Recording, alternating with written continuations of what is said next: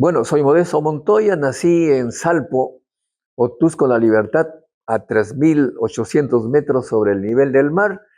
Bajé a Chimbote, me bajaron mis padres y luego remonté a los 8 años para terminar mi primaria en ese pueblo, Salpo, para que mi abuelo me enseñara ciencias. Durante 3 años él me mostró la naturaleza, la agricultura, la minería, la astronomía. Luego bajé a Chimbote, donde estudié en el Politécnico Nacional del Santa, la secundaria. Después me enviaron becado al Politécnico José Pardo en la Avenida Grado de Lima. En el 67 ingresé a la UNI. En el 74 terminé con una maestría en física, en temas de relatividad, los que desarrollaba Albert Einstein en sus últimos años de vida. Fui enviado becado para hacer 2 doctorados en Francia, uno en doctorado en física nuclear y física de partículas y otro en ciencias. Regresé a la Universidad Nacional de Ingeniería y al Instituto Peruano de Energía Nuclear, donde ejercí como presidente en los primeros años del siglo XXI. He regresado a la UNI a tiempo completo porque aquí hay más juventud, más interés, muchísimo más posibilidad de interactuar con los jóvenes investigadores que están convocados todos a hacer ciencia, porque como en el 2006 dijimos, sin ciencia no hay futuro. Bueno, el abuelo lo que hizo es cultivar en mí un gran interés por la ciencia. De hecho, luego ese interés, por supuesto, siguió conmigo cuando hice la secundaria técnica, porque mi padre, con pocos recursos, quería que yo trabajase lo antes posible. Me inscribió para ser técnico electricista, no hice la secundaria normal. Sin embargo, ese germen de la ciencia me inducía a buscar el origen de las cosas. Es interesante para mí recordar que el año 62, cuando estaba en Chimbote, me enteré que acá en la Universidad Nacional de Ingeniería venía el padre de la bomba atómica, Robert Oppenheimer, que ahora todos los conocen por la película que ha habido, y explicaba el diario El Comercio quién era Robert Oppenheimer. Y obviamente me fascinó e incluso hice algunos ensayos sobre la bomba atómica. De modo que ya desde ese momento me interesé en la física, digamos la física nuclear, sin saber muy claramente de qué se trataba. Por eso es que cuando estaba en Lima, en el Politécnico José Pardo, siempre me interesé en ese tema. Y me enteré también de que acá en la UNI venía un físico nuclear, el primer físico nuclear graduado en Estados Unidos, el doctor Víctor Latorre, había ingresado acá en 65, de modo que para mí fue natural eh, escoger ese camino.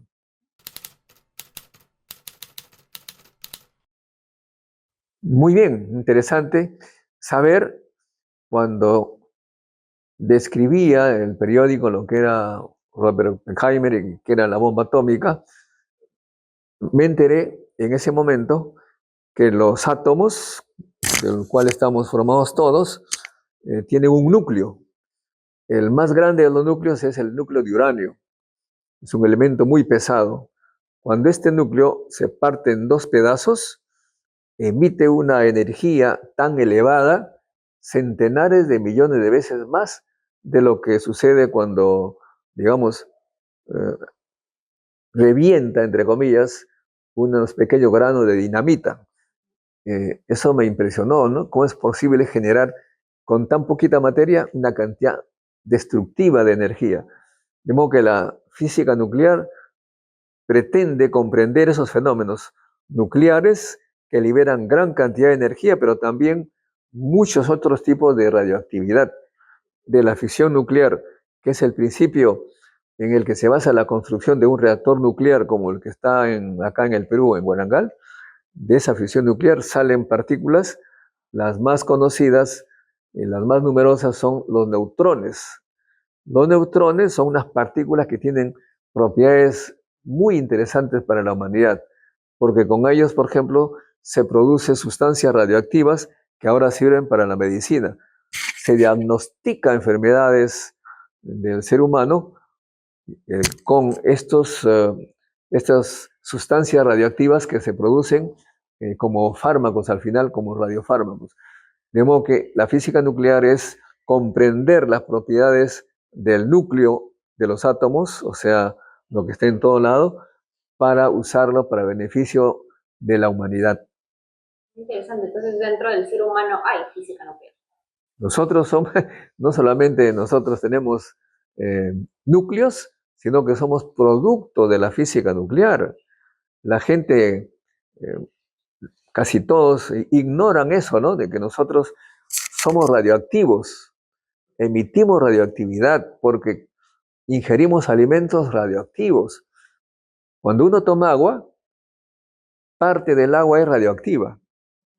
Cuando uno toma un pan, parte de los átomos que están en el pan es radioactivo. ¿Y cuáles son los efectos? Esa radioactividad ingresa a los núcleos de las células, de los genes, y cambian el ADN, y los hijos ya no salen igual, porque la mutación producida por esa radioactividad natural ha generado en la humanidad lo que ahora somos. Si no, estaríamos todavía en la época de los chimpancés. De modo que, contrario a lo que mucha gente piensa, la física nuclear está alejada de la humanidad. Al contrario, es amiga, ¿no? Hay gente que le tiene miedo a la energía nuclear, sin saber que somos hijos de la radioactividad. Bueno, mira, en primer lugar, la parte más, diríamos, espectacular de la energía nuclear es la producción de electricidad a partir de esta reacción que señalé. Cuando el uranio se parte en dos, con poca cantidad de uranio se emite una cantidad muy grande de energía. Entonces, esa energía, ¿en qué se usa? Se usa eh, para calentar un líquido, producir un gas. El gas hace girar una turbina y esa turbina con un generador produce electricidad. Francia, por ejemplo, llegó un momento en que el 85%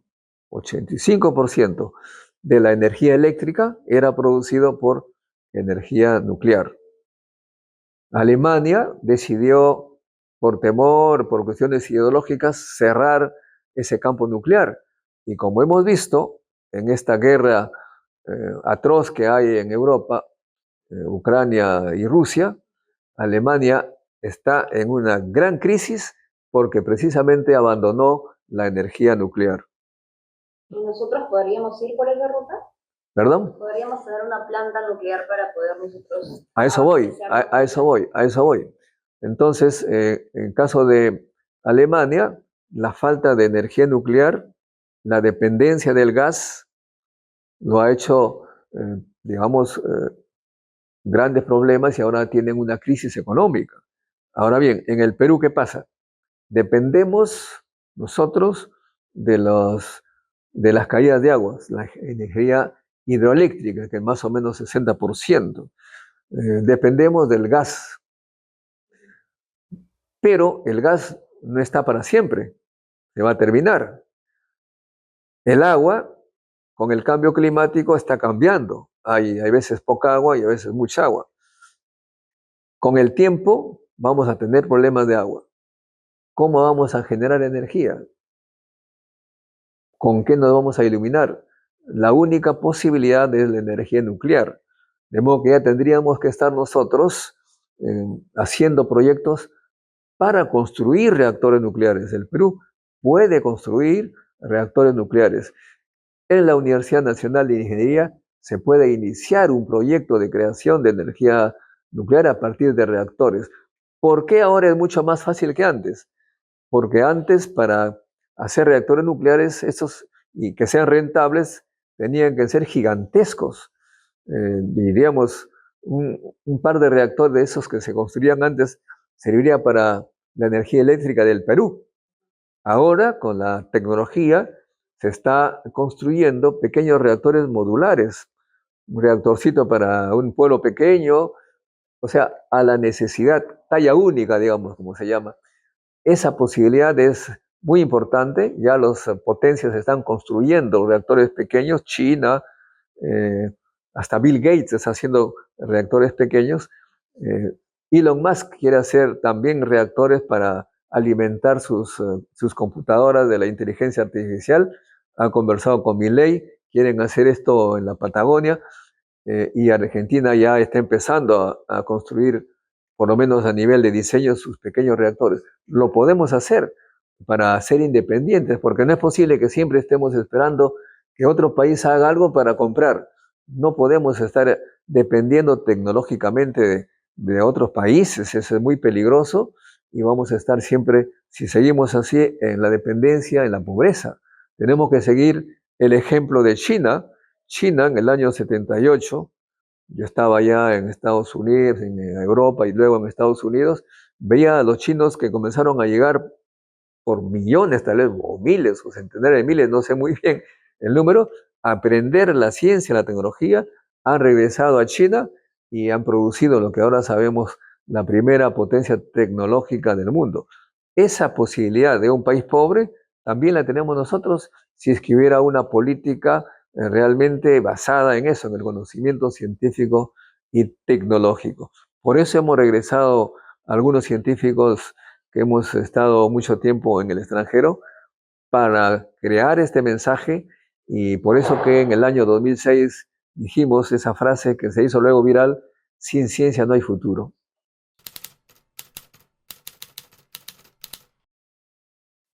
Cuando uno hacía un reactor, cuando las potencias hacían estos reactores gigantescos, el gran problema era pues la seguridad, es decir, los accidentes que podían eh, generar contaminación, que sí ocurrió en Chernobyl, en Fukushima, ha habido contaminación. También en Estados Unidos lo hubo, o sea, 3 grandes accidentes nucleares, pero estamos hablando de reactores gigantescos y un poco inseguros, eh, si es que en algún momento alguien no respetaba las normas de seguridad. Es como cuando uno compra un automóvil, si no respeta las normas de tránsito, del mantenimiento, etcétera, puede causar tragedias, ¿no es cierto? Igual un reactor, pero claro, el reactor tiene más impacto. La tecnología actualmente nos permite construir reactores pequeños, seguros, que no va a haber ningún problema, apenas hay una falla se apaga y deja de funcionar, entonces ya no hay ese peligro que ocurría antes. Antes había una falla, el reactor seguía generando energía y todo se hacía prácticamente en forma explosiva. Ahora no, ya no es eso una posibilidad. Por esa razón es que los países tenemos que pensar en ello.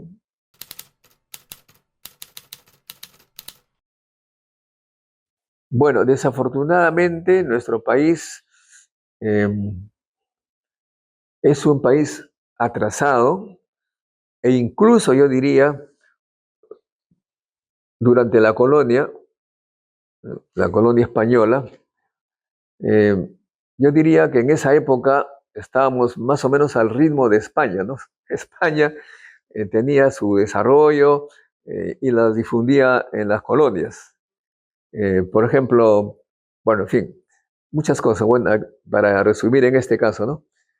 Cuando nos independizamos políticamente, quienes se quedaron acá fueron los criollos, los que gobernaron el Perú, pero se desengancharon de la cultura española. España ha desarrollado bastante. Ahora hace grandes descubrimientos, grandes inventos, tiene grandes empresas, porque ellos seguían pensando en el futuro, mientras que los que se quedaron acá, los criollos, la colonia española en el Perú, se quedó congelada. Es decir, siguen pensando en exportar oro, plata, materias primas, y eso no tiene futuro Ya los economistas, yo no soy economista, pero he leído mucho al respecto del famoso mal holandés, ¿no? Que señala que cuando uno tiene materias primas como oro, plata, cobre o petróleo, los gobiernos se concentran en eso, se olvidan de hacer manufacturas, se olvidan de hacer tecnología y dependen de ello. Y claro, eso no es suficiente y mantienen a la gente pobre y los que dominan, controlan los recursos naturales, pues les va muy bien, hay una gran diferencia. La gente, la gran cantidad de gente sin empleo y ellos vendiendo los recursos naturales les ve muy bien, pero la injusticia se establece, la violencia, la delincuencia, el desempleo cunde, lo que está pasando en el Perú. De modo que nosotros tenemos esa cultura, esa, esa mente colonial o de colonizado que no nos hemos deshecho, no nos hemos desembarazado de esa mentalidad. Tenemos que hacerlo de todas maneras, porque hay otro tema que no tiene que ver mucho con la ciencia. Por ejemplo, cuando llegaron acá los españoles, la colonia, pues acá ellos nos trajeron la idea eh, de la situación del hombre, la mujer, cualquier otra manifestación rara era condenado, los homosexuales eran condenados, etc. Eso nos trajeron acá al Perú, el cristianismo. Hoy en día, los españoles ya aceptan el matrimonio entre personas del mismo sexo, pero nosotros seguimos como los españoles que vinieron a colonizarlos. O sea que nosotros estamos más atrasados que un país colonizado, porque si hubiese sido colonizado, acá también se hubiese impuesto el matrimonio entre gente del mismo sexo. Esa comparación que hago es para decirle, ¿no? Igual en ciencia y tecnología seguimos nosotros con la mentalidad de los que vinieron acá a saquear el país de oro, de plata, poniendo a la gente en grandes problemas de enfermedades producto de las minas y no salimos de eso. Necesitamos entonces realmente hacer una verdadera independencia de mente, liberarnos de ese peso que tenemos en el cerebro que no nos permite ser independientes realmente.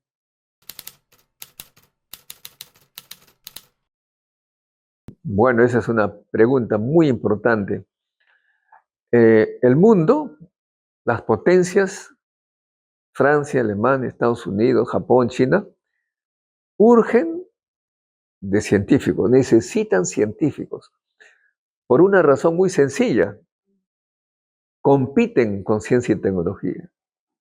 China está liderando ya el desarrollo tecnológico porque a los científicos que tenían en el extranjero estudiando ahora están produciendo todos los dispositivos de tecnología avanzada que hoy tenemos, incluyendo los celulares, las cámaras, son producto de inventos de físicos, de científicos, que se incorporan y salen dispositivos más avanzados que se venden más baratos. Imagínense, lo que uno tiene en un celular hoy en día que nos cuesta 1.000 soles, en los años 60, cuando empecé a estudiar, para hacer lo mismo, costaba 100 millones de dólares.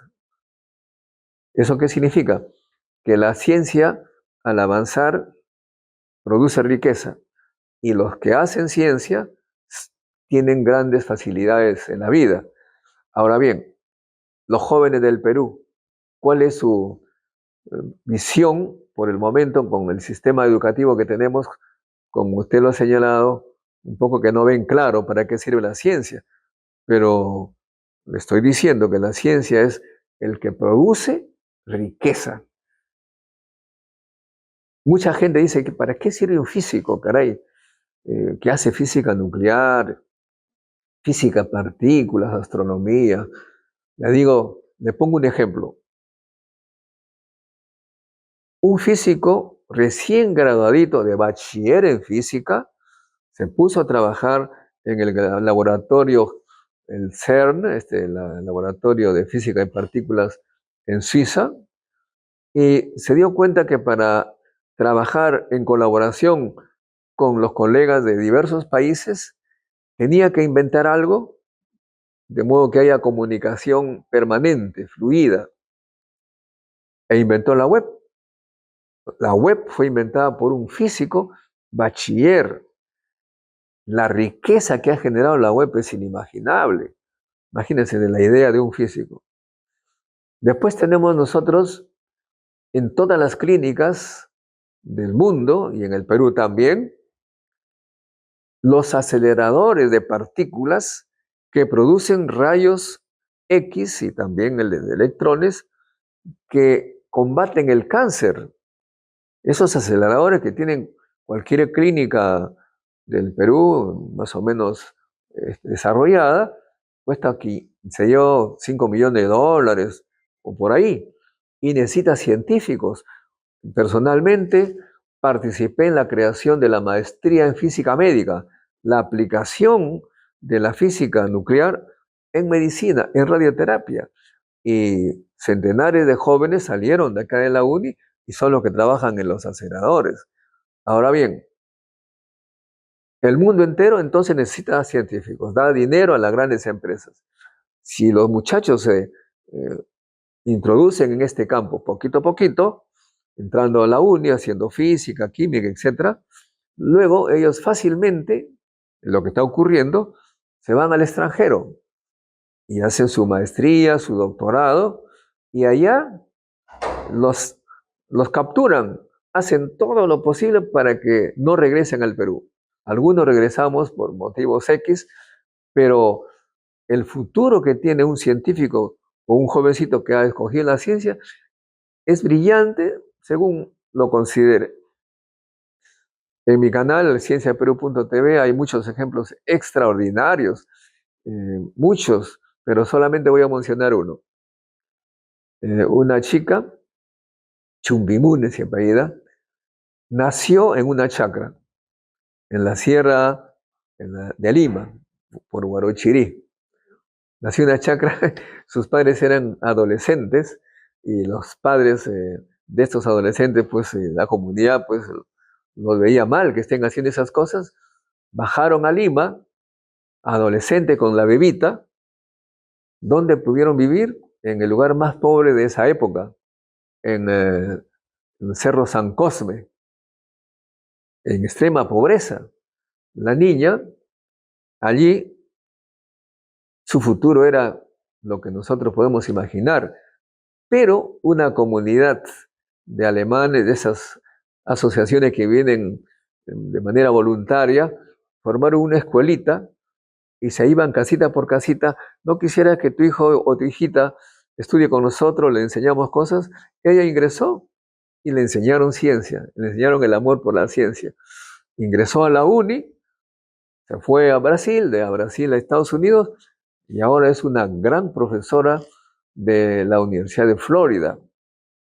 Brillante mujer, considerada a nivel internacional y que no se olvida de esos momentos de su vida de pobre y viene regularmente al Perú a comunicarse con los jóvenes, ayudarles para que vayan a Estados Unidos y casi siempre se han quedado allá. Le puedo mencionar cualquier cantidad de jóvenes de ventanilla que querían trabajar en los microbuses, entraron a la uni y ahora están en muchas universidades de Estados Unidos.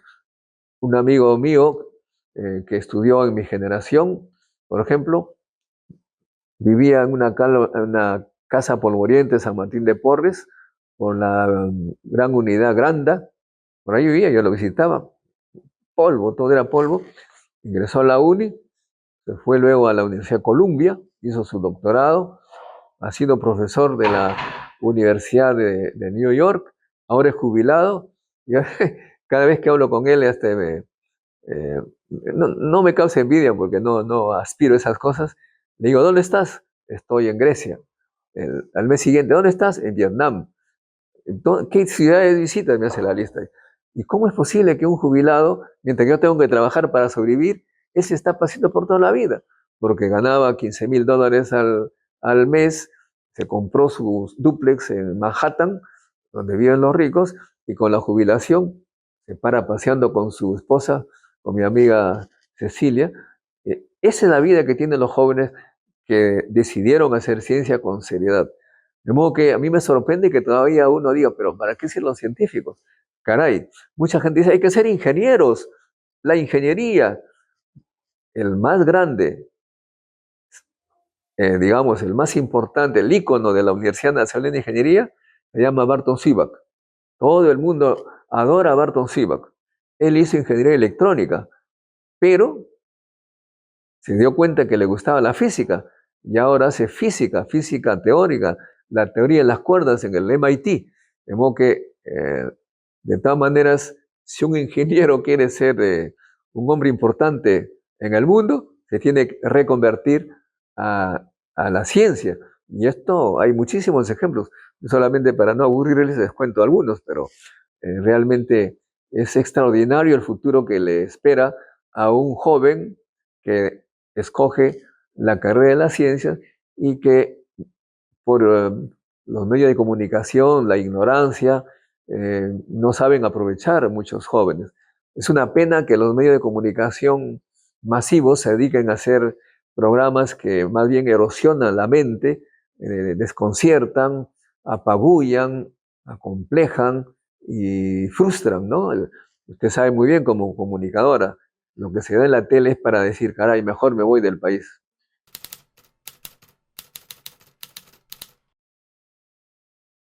Mire, es como una religión, es como un partido político.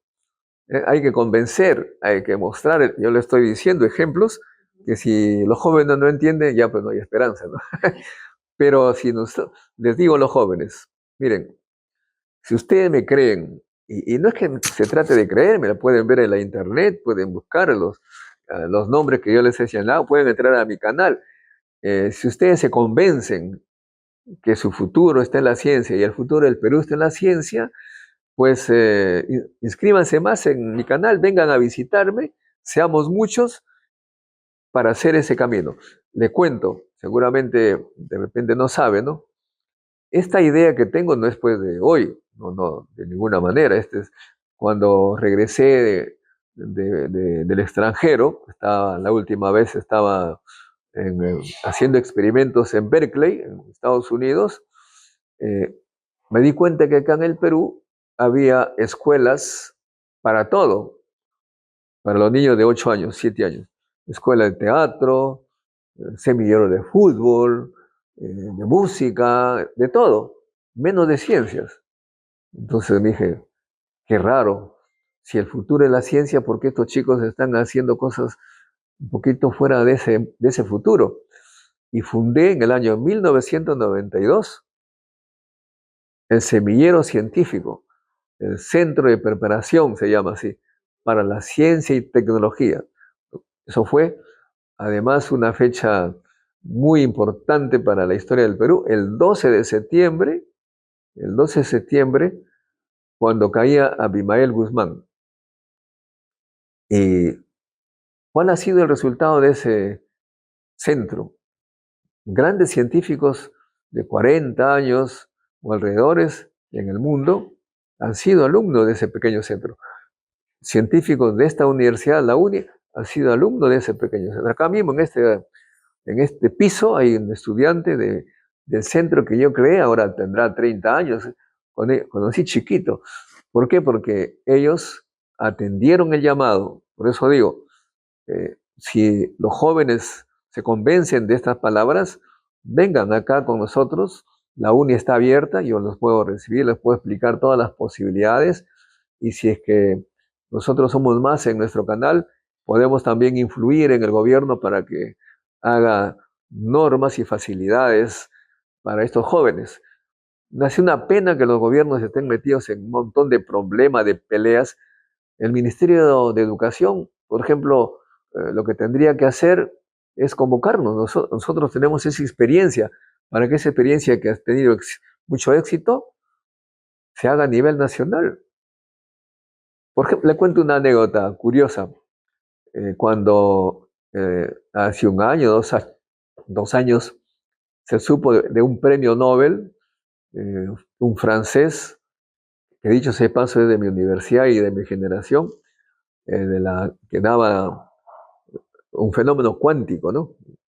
que no voy a explicar los detalles, premio Nobel por este fenómeno cuántico. Yo me dije, voy a buscar un experto en el Perú sobre el tema para que me explique y hacerle una entrevista para mi canal. Me dijeron, en la Católica hay un experto. Entonces yo llamé al experto, digo, hola, soy Modesto Montoya. Hola, profesor, me dice, usted fue mi profesor cuando yo tenía 8 años. Sé que el experto en temas cuánticos en la Católica ha sido alumnito mío de niño. ¿Se cuenta? Son ideas que no son pues de ahora, no es una cuestión de iluminación, sino fue una cosa de muy antes.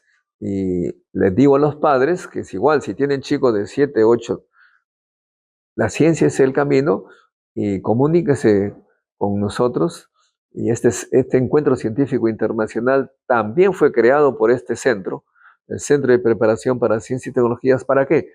Para que los científicos exitosos que están en el Perú vengan y expliquen a los jóvenes, a los niños, a los profesores, a los universitarios, todas las posibilidades que da la ciencia. A este encuentro han venido los más importantes y notables científicos peruanos que residen en el extranjero, pero también han venido científicos internacionales como premios Nobel, han venido académicos de Francia, de Alemania. De modo que este es un movimiento que también para nosotros es muy importante.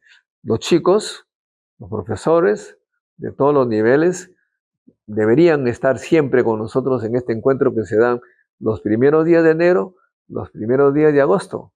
Y además, como soy un militante, no militante convencional, todo lo hacemos gratuito, nadie paga nada. Si tuviéramos que cobrar por ese evento, digamos, tendríamos que cobrar, qué sé yo, 4.000 soles cada uno. No, este es gratuito, porque para nosotros la fiesta también tiene que ver con la ciencia. Hay gente que gasta un montón de plata en fiesta, nosotros la gastamos en esta fiesta que es el Encuentro Científico Internacional. ¿Y hay fechas para el siguiente?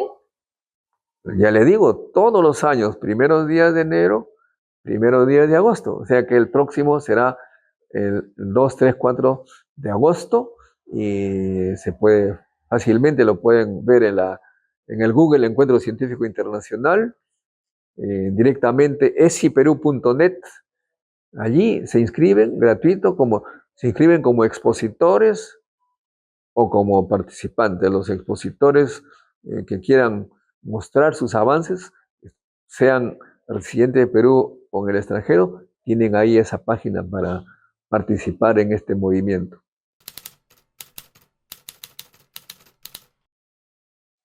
Bueno, nuestro país está en una situación bastante preocupante en lo que respecta a la producción científica. Y como digo, no es mi, no es mi creencia, están en los datos. ¿Cómo se mide el desarrollo científico? Muy fácil, es el número de artículos publicados científicos por 100.000 habitantes. Es como el PBI per cápita, ¿no? Entonces, si tomamos ese criterio, Chile produce 5 veces más que nosotros. Hasta Ecuador, que es un pequeño país, produce más que nosotros. Ecuador, gracias a la política del señor Humala, antes nosotros, peruanos, producíamos más artículos científicos que Ecuador. Pero Humala y Correa se pusieron en competencia. Humala propuso un ministerio de ciencia y tecnología a los científicos del Encuentro Científico Internacional, pero luego firmó una carta, hoja de ruta le llamó, y dijo, ya no, me han exigido que no haya ministerio. El otro lado, los perdedores, dijeron que no, y no hizo nada. Entonces Ecuador ya ahora produce más que nosotros. Chile, muy hábil, se dio cuenta de la necesidad, ha creado su Ministerio de Ciencia y Tecnología. Ecuador dijo, esa es la voz, ha creado su Ministerio de Ciencia y Tecnología. La actual presidenta de México, el año pasado, ha creado su Ministerio de Ciencia y Tecnología. Y nuestro gobierno, que como digo, tiene el mal holandés, que solamente quiere que el país, que el Perú abra las entrañas de la Pachamama para que se lleven los minerales, dice, ¿para qué ministerio? Basta con los minerales que se lo lleven y nosotros con los impuestos vivimos bien, tenemos sueldos grandiosos, todos los burócratas, estamos bien, no es necesario. De modo que esta situación es lamentable. Los hechos están allí, estamos cada vez más atrasados en ciencia y tecnología. ¿Cómo hacer para que cambie? Bueno, yo lo que aconsejo a la gente es que primero tiene que votar por una persona que de manera consistente ha apostado por la ciencia, no solamente con palabras, sino con sus hechos. En mi caso, cuando hubo la última elección, no veía izquierda, derecha, no, simplemente quién propone ciencia. Un candidato propuso el Ministerio de Ciencia y Tecnología y la otra candidata no pronunció una sola vez la palabra ciencia. Y es la que gobierna ahora. Entonces, prácticamente estamos congelados, no hay Ministerio de Ciencia y Tecnología, no hay una política científica clara. Y esto va a hacer que nuestro país no salga de la situación en la que se encuentre. Necesitamos un líder o una lideresa que apueste por la ciencia y la tecnología, sin considerar ideologías que ya totalmente que no tienen sentido. Se dejan llevar por ideologías extranjeras. El señor Trump, por ejemplo, pertenece a un país que por mucho tiempo habló de libre mercado. Bajen los aranceles, dejen que los productos fluyan. Entonces está el Perú, hagamos lo que dice Estados Unidos, el famoso libre mercado. Y ahora Trump dice, no, hay que cerrar. Y nosotros, caramba, ¿y ahora qué hacemos? Siempre estamos pensando afuera, ¿no? China, que es un ejemplo, dijo, no, acá yo, ciencia y tecnología, ciencia y tecnología. Trump dijo, los gobiernos norteamericanos, armas, armas, armas. Y ahora ven, están pagando las consecuencias, porque las armas es para destruir, la tecnología puede ser para construir, estamos en un mundo que necesita construcción. Es por eso que la juventud debe pensar bien por quién votar, por qué congresista, por qué senador, por qué presidente, que haya tenido una experiencia científica, que no sea de la boca para afuera. ¿Qué cosa ha hecho él en su vida civil, digamos? ¿No? Ha producido ciencia, eh, ha hecho algún invento, algún artículo, alguna idea de ciencia. Eso es lo que se necesita para el futuro. Se necesita gente que apueste por la ciencia, no solamente con las palabras, sino con los hechos. El futuro del Perú depende de eso. Y nosotros, los ya estamos en la edad de ir a retirarnos, lo que aspiramos es que nuestros nietos vivan en un país que realmente esté desarrollado, que los nietos se sientan orgullosos de ser peruanos y no como ahora está pasando, 600 jóvenes cada año se van del país. Durante los últimos 3 años se van del país, ya no tienen esperanza. ¿Y cómo haber esperanza si nosotros seguimos con la mentalidad de la época de la colonia? Por eso, voten bien el 2026.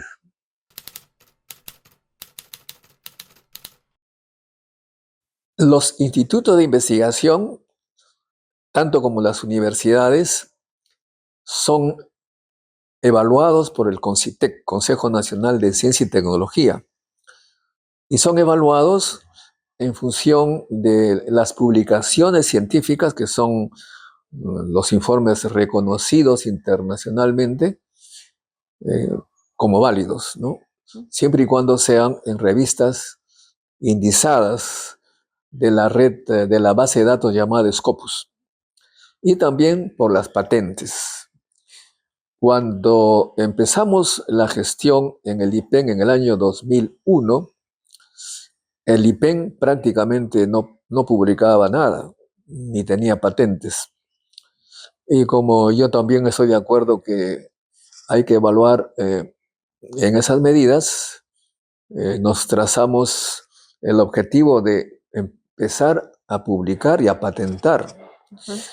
Y empezamos de prácticamente 0 o 1, y en 5 años subimos la pendiente, llegamos a 7, una cosa así, una pendiente creciente.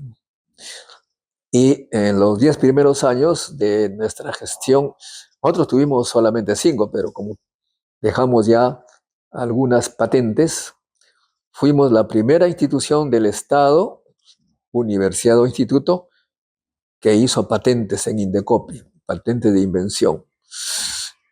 Ese es nuestro aporte. Pero también, desde el punto de vista de gestión, el IPEN no daba informe claro de lo que producía cada año. Y nosotros, retomando una iniciativa que tuvimos como profesionales y que se nos prohibió seguir publicando, retomamos lo que se llamó el informe científico tecnológico. Cada año se publica resúmenes de los trabajos que se han realizado. Ujú. Y las conferencias que han dictado los profesionales, eh, las capacitaciones, los cursos y las facturaciones, o sea, una lista completa en números de los servicios. Y en ese sentido, eh, el IPEN empezó a ser conocido porque había muchas visitas al centro nuclear, promovimos las visitas de escolares, de profesionales y también de servicios de protección radiológica, porque muchos servicios médicos que se basan en la radioactividad, en la radiación, no tenían los controles debidos. Mm. El número de inspecciones pues creció exponencialmente, pero también impulsamos la formación de físicos nucleares y médicos o electrónicos en el campo de la protección radiológica en el Perú, y dimos lugar a la creación de empresas basadas en el conocimiento nuclear, es decir, con una ley que organizamos, presentamos y logramos que se apruebe. Se empezó a dar servicios privados en el campo de las radiaciones y hay varias empresas actualmente que están funcionando muy bien por esa ley. Bueno, eso es un resumen que le podría dar. Y de estas patentes que me comenta, ¿hay alguna que usted considere resaltante, algo que, digamos, una persona de a pie podría reconocer que se esté aplicando al día a día? Yo no he hecho el seguimiento de eso, pero en eso sí debo decir que muy pocas patentes dan un resultado económico. A veces se quedan en el cajón, digamos, pero eso se debe básicamente a que la gestión que nos siguió, la nueva gestión, tenía la responsabilidad de promover la patente, porque un invento es como un producto Claro. que se vende, es un producto que se vende. Ujú. ¿Y qué tienes que hacer para que se venda? Hacer Promoción. la promoción, el mercadeo, ir a conferencias, ir a todos los lugares donde se presenten inventos. Actualmente nosotros estamos participando en un proyecto que da lugar a patentes.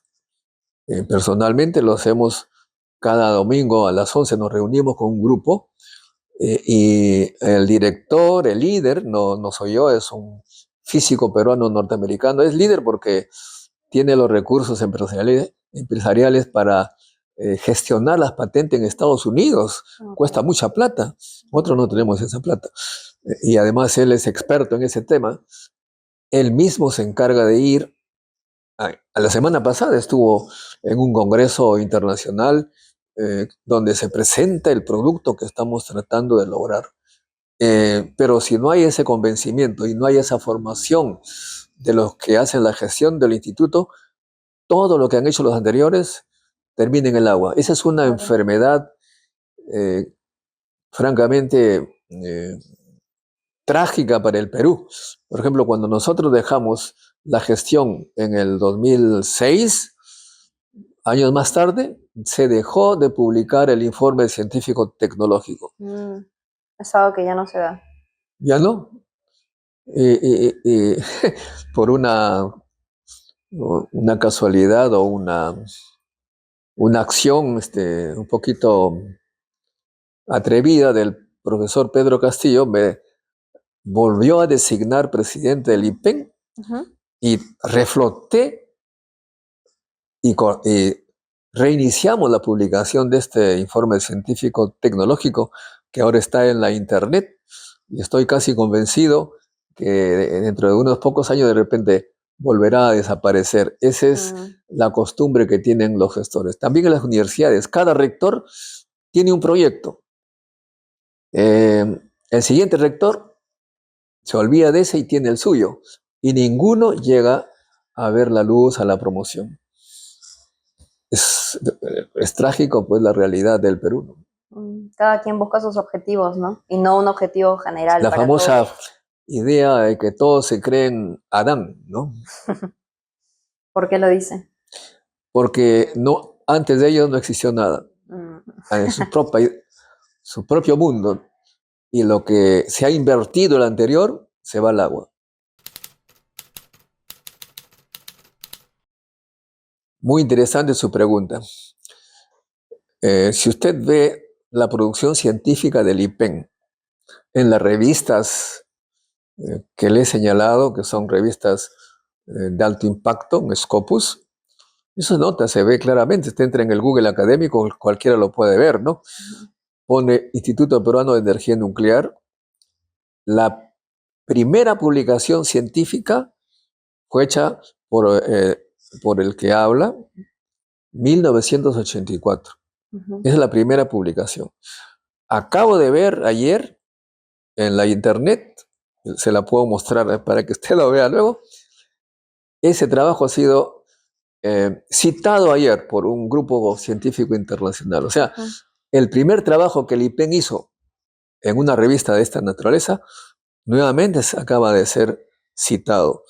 Y eso lo digo para explicarle que cuando regresé de mi doctorado estaba totalmente concentrado en la ciencia, que es mi pasión.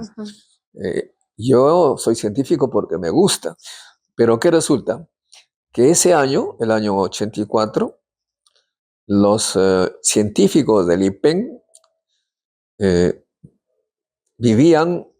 sobrevivían, qué sé yo, de la caridad pública prácticamente. Tenían que vivir con sus familiares. Yo mismo, una tía mía tuvo que alojarme para quedarme en el Perú. Si no me hubiera alojado, me regresaba por donde vine, porque ganaban $100 al mes. Imagínense usted, $100. Y el IPEN era dirigido por militares que ellos ganaban muy bien.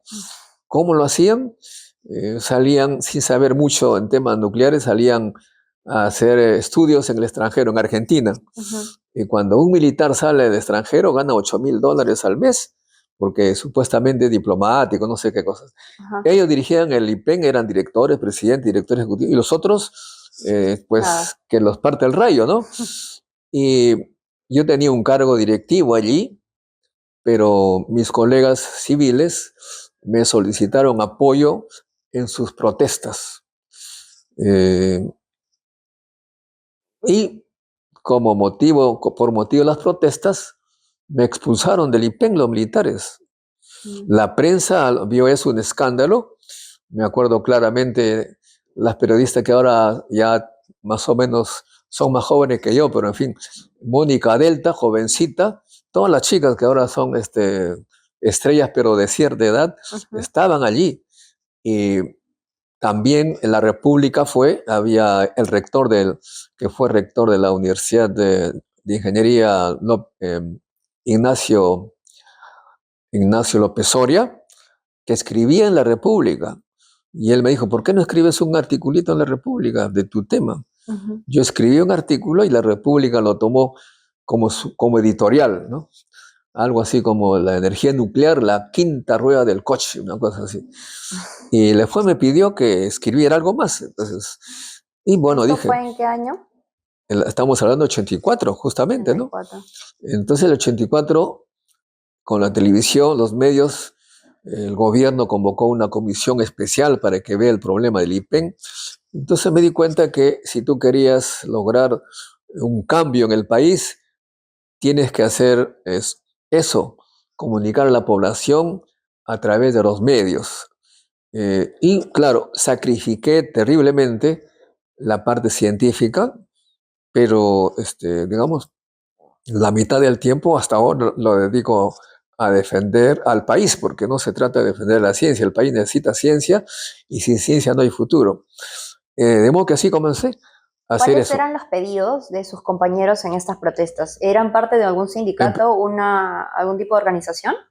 en primer lugar, lo que pedían es que se utilizara el conocimiento para generar riqueza y que se les permitiera vivir, por lo menos tener un ingreso razonable, pues para, si no, ¿cómo se podía uno dedicar a la ciencia? Y además también que haya cierta meritocracia en el instituto. Todos los directores eran militares y los militares de física nuclear, ¿sabe? Sabe lo que yo de cañones, pero estábamos pues todavía con los rezagos de la dictadura militar, desde el inicio era militar. Ahora, obviamente, para mí no fue ningún problema, para decir verdad. O sea, si me despedían, no era un castigo para mí. Eso de ninguna manera. Inmediatamente acepté invitaciones en Alemania, en Francia, Estados Unidos, y desde allá yo continué defendiendo al Perú en la ciencia. Incluso me hicieron una entrevista en un congreso internacional en Hamburgo, en Alemania, y salió, rebotó acá en el Perú, en el comercio, en la parte internacional. Y así estoy en esa actividad promoviendo la ciencia y tecnología. Y por esa razón es que algunos candidatos a la presidencia me convocaban para apoyarlos, ¿no? Pero desafortunadamente en ese campo estamos bastante decepcionados.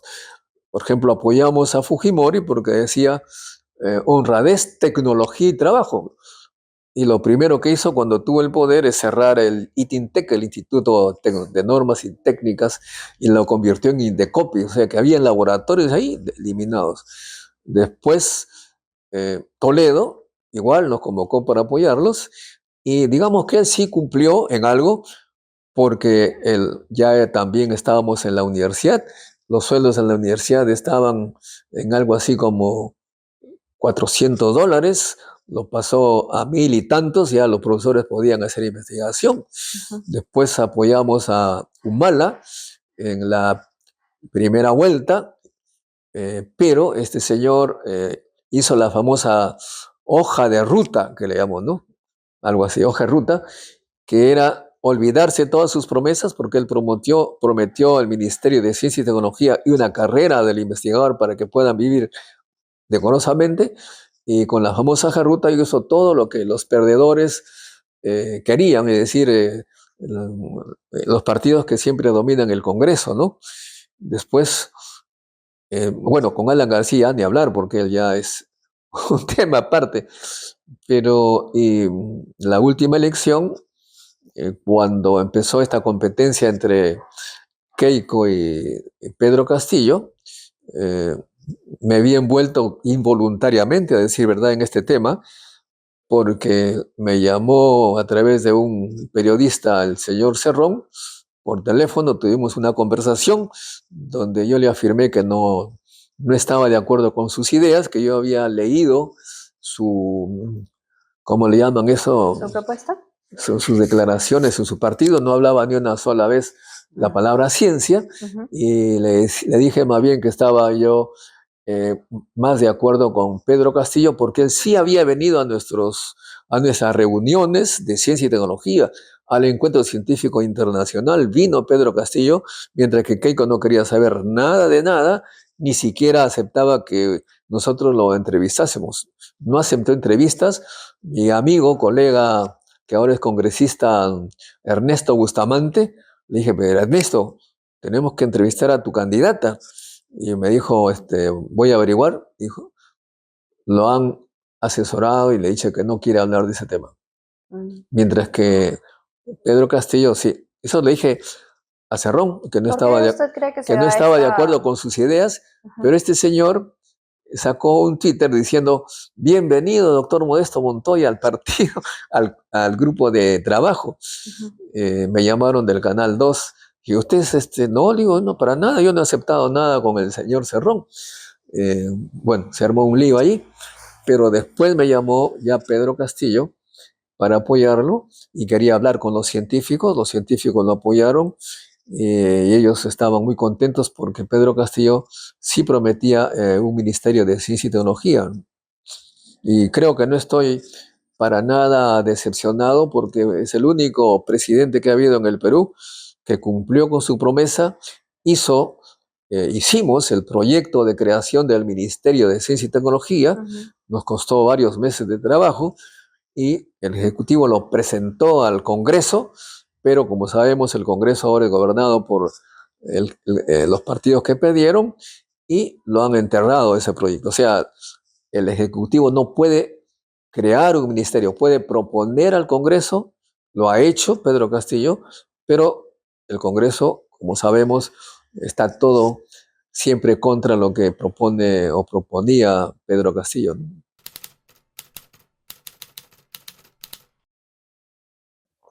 Yo pienso que es cultural, ¿ah? Nosotros, lo he dicho ya en varias oportunidades, nosotros somos un país peor que un país colonizado, porque una colonia eh, obedece, en cierta manera, es regido por las leyes del colonizador, ¿no es cierto? Ujú. Bueno, España colonizó Perú hace ¿cuántos años? Hasta hace 200 años y algo, ¿no?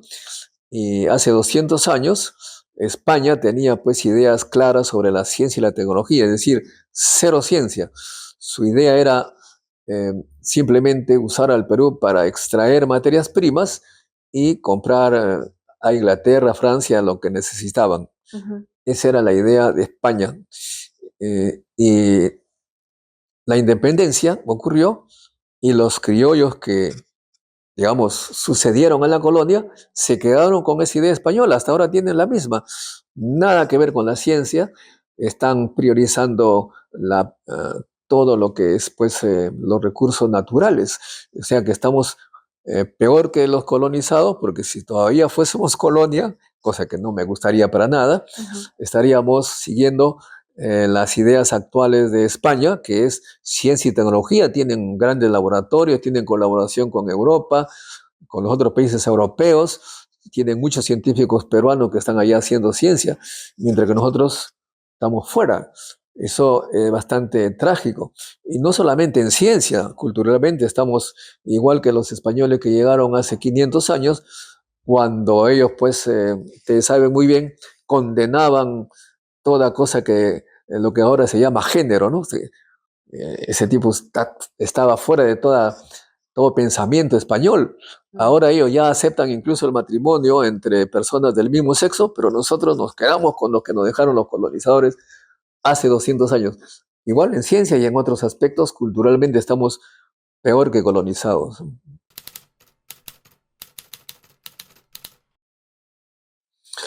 Bueno, mire, fui convocado a, hace algunos meses, no sé, 3, 4, por el señor Roberto Sánchez, de Juntos por el Perú, que fue mi colega como ministro.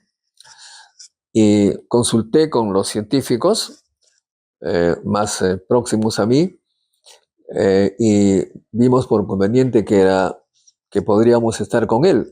Por ejemplo, le cuento, hubo un concurso para ser designado presidente del Consejo Nacional de Ciencia y Tecnología. Ujú.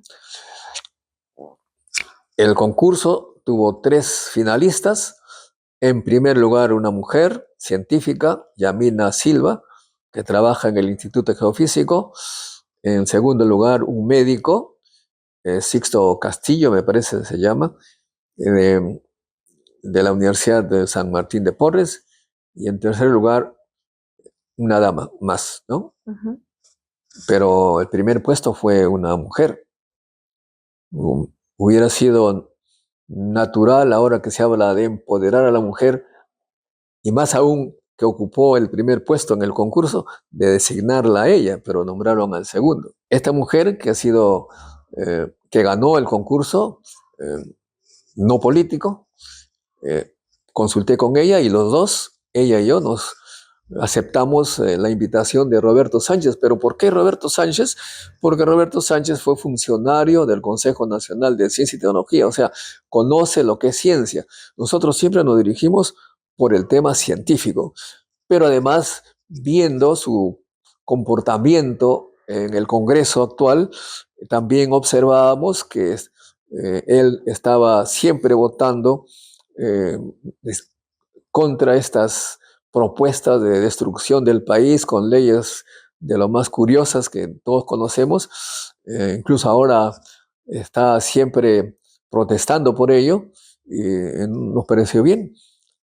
No sé cuál será el futuro. Ojo que nosotros no estamos viendo esto para nada como que estamos buscando un cargo ni nada por el estilo, porque es un partido que no se sabe en qué puesto quedará, pero es el único que vemos que está en la línea de la ciencia y tecnología. Nosotros siempre decidimos qué es lo que opinas en la línea que va a hacer bien al Perú.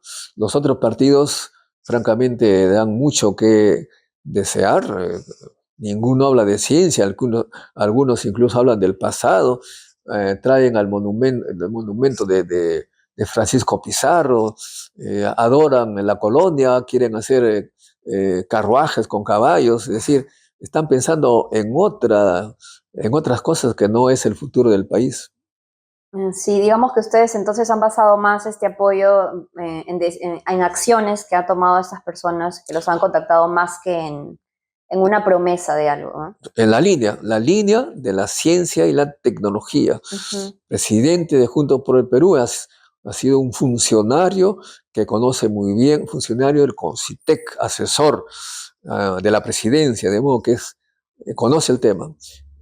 Y los que no conocen, pues, ¿qué podrían hacer por la ciencia? Mire, nosotros realmente no es que no somos políticos en el sentido que vamos a ver cosas que podemos ganar, no, no. Somos políticos en el sentido que proponemos lo que creemos que cambiará el Perú para bien, Ujú. ¿no? ¿Y qué es lo que puede cambiar para el Perú? En primer lugar, la educación. Fundamental. Todos los países que están ahora muy bien, todos empezaron por educación. Singapur, que usted sabe que es ahora un país bastante avanzado económicamente, cuando hace medio siglo era un país, uno de los más pobres de la región. Nadie lo quería. Querían incluso anexarse a una potencia vecina. No, no lo querían porque era muy pobre. Ahora imagínate, todo eso con educación. E incluso ellos tienen un billete. Ahí no hay generales ni cañones, hay un maestro que está enseñando a sus alumnos. Ujú. Esa es nuestra idea, educación. Ahora, ¿qué hacer en educación? Muy sencillo. Invertir más en educación, y para eso hay mucho dinero en el Perú, solamente que los recursos se dirigen a otros sectores. Eh, es fácil ver en qué sector se gana más, en qué sector se tiene mayores privilegios. Hay sectores en que tienen cédula viva, que a los 55 años se jubilan y tienen un sueldo como si estuviesen trabajando por 40, 50 años más. Se prioriza eso, pero los profesores que terminan su carrera prácticamente van a la mendicidad, incluso los profesores universitarios. Es cierto. Conozco el caso, por ejemplo, del gran científico Julio Kuroiwa, que fue en algún momento calificado como uno de los 100 más notables del mundo, eh, que me daba pena verlo cobrar su cheque de pensionista, 1.500 soles. otros 900 soles. O sea, esa es la forma como se trata a los científicos. Por eso, nuevamente quiero que esté claro, yo no estoy reclamando por estos científicos. Estos científicos, los jóvenes sobre todo, toman su maleta y se van. Mis colegas que se fueron, envidiable su situación económica. No estoy hablando por ellos, sino que el Perú, si no tiene la ciencia, la educación adelante, lo único que va a crecer, lo he dicho ya hace varios años, lo único que va a crecer es la delincuencia y la violencia, como lo estamos viendo. Lo que estamos en este momento observando en el Perú es, digamos, lo mejor que podemos ver en unos 20 años. ¿Por qué? Porque la falta de empleo debido a la falta de educación va a incrementarse. Mayor desempleo, más delincuencia. Hay extorsiones que cada vez están acercándose más a los profesionales. Antes empezaron por empresarios que ganaban millones, ahora empresarios que ganan poquito y entre poco estarán con los profesionales que tienen un sueldo mensual.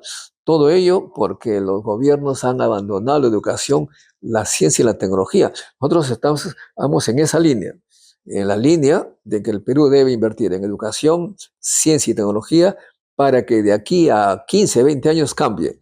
No somos ingenuos ni vamos a estafar a la gente diciendo, si es que comenzamos ahora, el próximo año ya no hay violencia. No. Claro. Este es un proceso como la educación de una familia. Si tú tienes hijos que no saben nada, van a hacer trabajos por, qué sé yo, 500 soles al mes. Pero si tú quieres que tu familia cambie, tienes que invertir en educación con los chicos para que de aquí a 15, 20 años tu familia tenga ingresos. Yo mismo, los ingresos de la Universidad de Ingeniería no son tan elevados, pero me permiten sostener a mi hermano menor, que no tiene la suerte, no tuvo la suerte de terminar la Universidad de Ingeniería, porque entró pues en esa época, los 75 que cerraban y tanta cosa. Pero bueno, el tema es, lo que quiero decir es que si es que se invierte en educación de un miembro o dos miembros de la familia va a resolver los problemas más álgidos que tiene la familia peruana. Primero debemos comprender que invertir en educación es lo más rentable que hay. Y los pocos centavos que podemos invertir en ello serán muy beneficiosos para el futuro. Ahora, ¿quién va a invertir? Si queremos ver un país poderoso, como dijo un alcalde, una potencia, hay que invertir en educación, como país, como Estado. Ahora, a nivel de familias, a nivel de personas, igual hay que invertir en educación. Ayer hice una entrevista a un joven que me sorprendió favorablemente, porque es un joven que encontré en la UNI, que estaba de visita en la UNI, visitando laboratorios de la UNI, pero él es de una universidad privada. Y le pregunté, ¿cuánto se paga en la universidad privada donde tú estás? Están por los 3.000, 4.000 soles al mes. Pero él no tenía plata para pagar esa cantidad de dinero. Y le digo, ¿y cómo haces?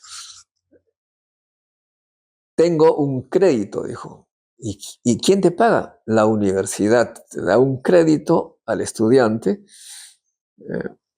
para que termine sus estudios. Y se entiende que al terminar el estudio, él va a devolver con su trabajo. Digamos, si le prestan 1.000 soles al mes, y si es un buen profesional, de repente gana pues 7.000 y 1.000 soles al mes durante unos 10 años, digamos, pagando los intereses, sale rentable, ¿o no? Sí, si es que nos ponemos en esa situación de que encuentra el trabajo, ¿no? Buena pregunta, buena observación.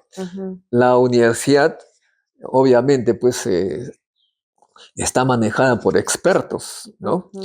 Y estos expertos me hacen recordar a un colega mío que es doctor en matemáticas de una de las mejores universidades de Francia y doctor en economía de la Columbia University.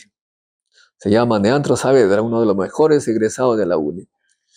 Y él tenía la idea, hace 3, 4 años que conversábamos, invertir en educación, que los bancos pueden hacer esos préstamos para que luego cobren el interés. Ahora dice que, pero, ¿qué seguridad se tiene? Aquí viene el tema. La universidad que da ese crédito hace un análisis del estudiante, sus cualidades, su capacidad de aprender cosas nuevas, su capacidad de crear, su manera de comunicarse, su aptitud para el trabajo. Entonces tú dices, este muchacho va a triunfar. Pero si ven a alguien que no le ven esperanzas, no le prestan ni un sol, pues. Igual que acá hay un poco de ese desbalance, ¿no? Porque, digamos, ¿no? Una pensión de universidad privada, 1.800 cada cuota, digamos, ¿no? Entonces son 4 o 5 cuotas en un ciclo, sacamos una cuenta, son 5 años de universidad, pagar eso al ritmo de un sueldo, digamos, normal, con lo que se comienza a trabajar, 1.500 soles, digamos, es un ritmo largo de pago, ¿no? Teniendo en cuenta las otras cosas que uno quiere adquirir en la vida, como una casa y demás. Son lógicas que en la teoría suenan bien, pero en la práctica ya no encuentran tanto suelo, ¿no? Acá en el Perú por lo menos, y en Lima incluso, ¿no? Que es el Por eso lugar. digo, tú tienes que escoger al estudiante. Claro. Si tú escoges a uno que va a ser brillante, y los profesores viejos tenemos ese olfato, ¿no? Yo me acuerdo a una científica jovencita que solamente la vi en una exposición que regresaba a Estados Unidos. Puedo decir su nombre, ¿no? Teresa Ochoa, jovencita, la vi por primera vez haciendo una exposición en la Cayetano Heredia. De la Cayetano Heredia, y era una exposición en un congreso en Perú. Y me acerqué a ella y le dije, señorita, usted tiene un gran futuro. En este momento es directora del Instituto de Medicina Tropical. Pueden entrevistarla, una excelente profesional, pero uno nota quién va a tener éxito. Y si uno invierte en ellos, no hay pierde de ninguna manera. Ahora, a nivel del Estado, puede hacer lo mismo. Ahí no se va a requerir que le pague el Estado, pero el Estado tiene que escoger a los mejores estudiantes, a los mejores cerebros del Perú. Y eso no está haciendo ahora. No lo está haciendo. No se está apostando, pues, ¿no? Por la El educación. Estado está tomando, para ingresar a la universidad, está tomando exámenes de academia. Ustedes saben muy bien, para ingresar a la UNI, para ingresar a San Marcos, a la Villarreal y a las estatales, pagan en la academia. Para ingresar a la UNI, por ejemplo, ayer preguntaba a los alumnos que visitaban, se paga en una academia más o menos 400 soles al mes. Y en la academia que tiene la UNI, 500, porque la academia que tiene la UNI, que se llama CEPRE UNI, pues tiene un cupo, o sea, un número. Digo, pero ¿cómo es esto? Se está haciendo selección de personas que tienen plata. Esa es la peor inversión que puede haber, la selección por plata. La gente que puede pagar 400 soles al mes son muy pocos en el Perú. La gente las familias, la gran mayoría tiene pues para toda la familia 2.000 soles. Se da cuenta, entonces no se está escogiendo a los talentos, sino a los que tienen plata. Y la competencia es alta en las universidades nacionales. Está bien, pero por supuesto, pero el hecho está de que no se escoge a los mejores. ¿Cómo escoger a los mejores? Tampoco es una cosa que hay que descubrir, ya se sabe cómo se hace, ¿no? Lo hacen Chile, lo hace Argentina, lo hace Francia, lo hace Alemania. ¿Cómo es? Tú tomas un examen general a todos los colegiales, basados en lo que ellos han podido aprender en la escuela. y medir también su capacidad de aprender, su capacidad de razonar y su creatividad. Ese se sabe medir. No importa dónde ha nacido, cuánta plata tenga, el Estado escoge a los mejores y la educación es gratuita. Y claro, hay que aumentar también el número de vacantes, el número de profesores. Eso tiene que ser así, pero obviamente hay resistencia a ello.